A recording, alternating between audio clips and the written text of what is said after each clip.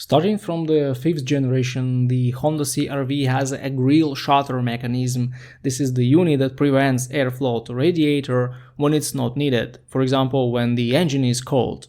This creates conditions for slightly faster warm-up and gives you a tiny improvement of the MPG. But when you see the warning saying shutter grille problem, power reduced, it means that the computers in your car have registered the condition that prevents them from opening or closing the grille shutters. In most cases, this problem is a glitch in the software and it will go away after you turn the car off and then on again. Unfortunately, this grille shutters software is not perfect and it may fail, but if it happens like once a year with your car, there is no need to go to the dealership and spend time and money on inspections.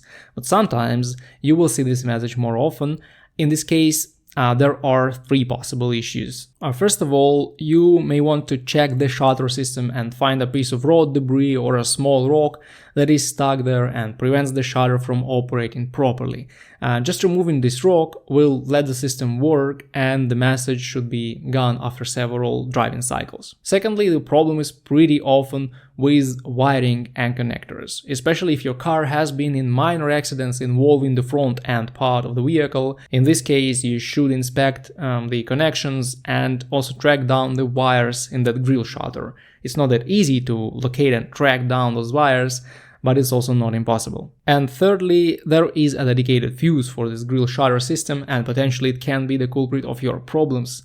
For example, in the 2019 model year, these are the fuses number 22 and 23 in the fuse box under the hood. They cover separately upper shutter and lower shutter systems. You may check those fuses and see if they're still working. Unfortunately, Honda hasn't issued any TSBs or recalls, so the company doesn't consider these grille shutter issues common for the CR-V.